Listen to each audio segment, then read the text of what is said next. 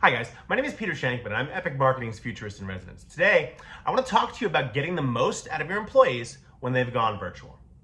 As we know, we're going to be working from home for quite some time. All right, it's a different world out there.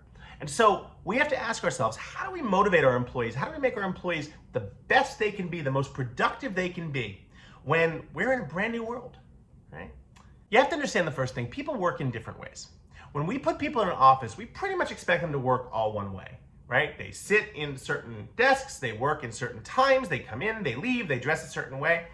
You know, for better or for worse, that's the way it's been for hundreds of years in the office. But at the end of the day, people work in different ways. And when given the opportunity, they will usually work better if they can work the way they want, right? You know how if you're always trying to lose those last 20 pounds, if your body is set at a certain weight, it's kind of hard to go below that. You can get there, but you tend to creep back up. Or the alternate way, you overeat, you tend to come back down. Our bodies are sort of built to stay at a certain weight.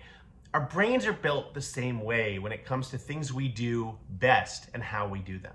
So when we work best, the best way for us to work is the best way for us to work, whatever that is. So understand that your employees, now that they are home and a little more free, might be working in different ways. Let them do that because you're going to be amazed that their productivity is more than likely going to go up. If they're working the way they want to and they have the tools to do it, their productivity is probably going to go up. So don't freak out at the very first second if you see them starting to do different things. Wait to see how their productivity goes. And if it stays the same or rises, let them keep doing what they want to do. This one's hard, but you got to do it. If you're a boss and you have 10 employees, 20 employees, 100 employees now working at home and you've never had that before, if you're used to coming out of your office and looking at all your little sheep and looking at them doing their work and your flock is great, this is going to be tough. But rule number 2 is you gotta learn to limit your check-ins. If you check in on someone every 5 minutes, they're never gonna get anything done. They're gonna come to resent you and their productivity is gonna shoot straight down.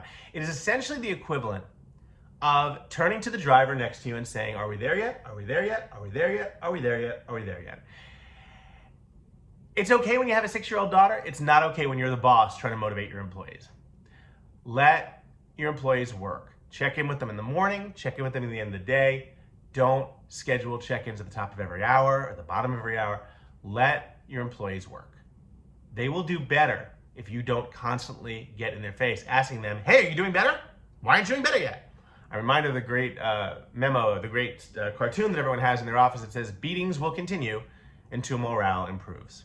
So let them be them. Have an open line though, okay? And this might make you a little more comfortable with limiting check-ins.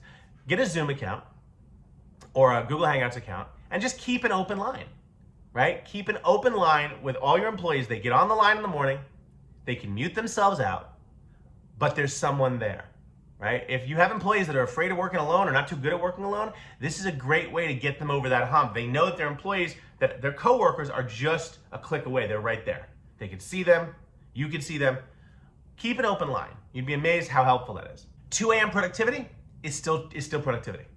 Okay, you're gonna find that some of your employees work very, very differently and do their best work at 2 in the morning. When left to their devices, they might go to their own ways, right? You might come in at 8 a.m. and see a ton of work done, more work than you never imagined done in a week is done because your employees work really well at 2 in the morning, right? So ask yourself, how do your employees work best?